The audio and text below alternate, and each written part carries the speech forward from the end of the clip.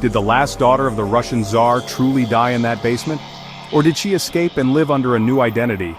This is the haunting question that has baffled historians, fascinated conspiracy theorists, and captured imaginations for over a century. The mystery of Anastasia Romanov, Russia's lost Grand Duchess, is one of history's most captivating unsolved enigmas. Let's journey back to the turbulent days of early 20th century Russia.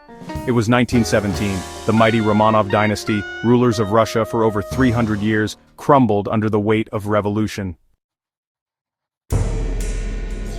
Tsar Nicholas II abdicated the throne, and the entire royal family was placed under house arrest by the Bolsheviks. The Russian Empire was dissolving into chaos. Revolution had erupted, and the royal family became prisoners in their own country. Among them was 17-year-old Anastasia Nikolaevna Romanova, the youngest daughter of Nicholas II and Tsarina Alexandra. Spirited, playful, and adored by those who knew her, Anastasia had no idea that her royal lineage would become a death sentence. On the night of July 17, 1918, the family was reportedly awakened and told they were being moved for their safety.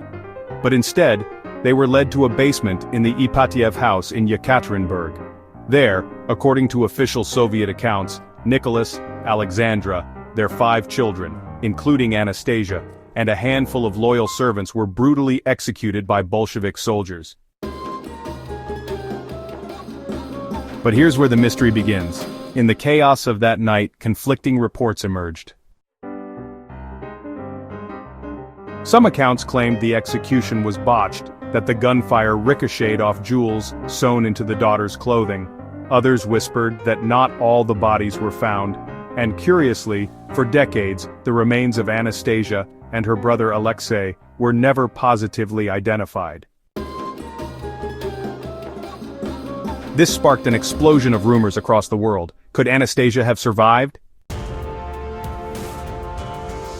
Soon, women began to emerge across Europe, each claiming to be the lost Grand Duchess. But none was more famous, or more convincing, than a woman who called herself Anna Anderson. In 1920, a mysterious woman was pulled from a canal in Berlin after a suicide attempt. She had no identification, spoke with a Russian accent, and refused to reveal her true name. Over time, she began to claim she was none other than Anastasia Romanov. Her story was astonishing. According to Anna, she had survived the massacre with the help of a kind Bolshevik guard who smuggled her out of Russia. She said she suffered amnesia from the trauma and only later began to recall who she truly was. Her tale captivated the world.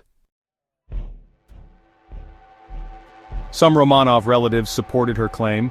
Others dismissed her as a fraud. Court battles ensued. For years, forensic experts and historians debated her identity. Was she really the Grand Duchess, or simply a troubled imposter seeking attention? Even more curiously, Anna Anderson knew intimate details about the Romanov family. Things the public shouldn't have known. She had physical features that resembled Anastasia. Her handwriting was eerily similar. The mystery only deepened.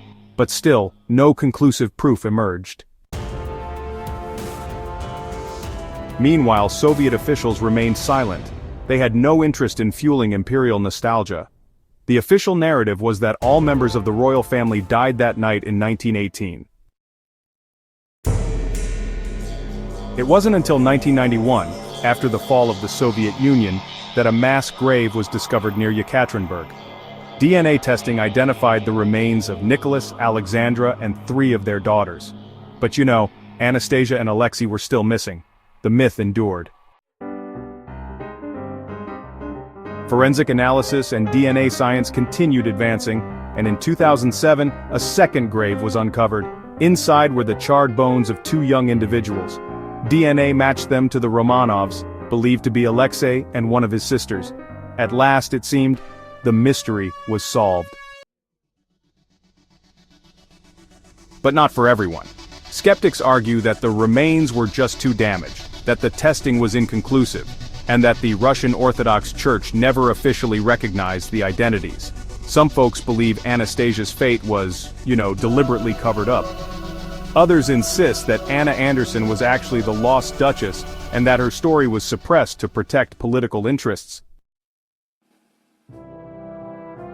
Anna Anderson herself passed away in 1984 in the United States. To the end of her life, she maintained that she was Anastasia Romanov.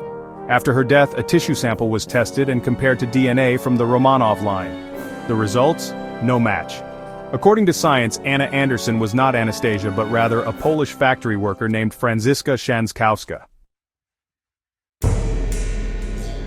Yet even with this conclusion, questions linger. Could there have been a greater conspiracy? Could Anastasia's survival have been hidden to avoid the rise of monarchist sympathies in a fragile new Soviet state? And honestly, why did so many believe in her survival for so long? The story of Anastasia Romanov is more than just a tale of royal tragedy. It's a story about identity, loss, and hope, a symbol of the old world vanishing into the shadow of revolution, a haunting reminder of how history can leave behind unanswered questions, and how myths can sometimes feel more powerful than truth. So, did Anastasia Romanov really die in that basement, or did she live on, hidden in plain sight, watching history unfold from behind a new name and face? The official record says yes, she died that night, but the legend of Anastasia will always whisper, maybe not. And that's the mystery that still captivates the world over 100 years later. Because sometimes in the echo of history's darkest moments, the faintest trace of a life not quite lost continues to stir the imagination. This was Epic Time Journeys, where history meets mystery.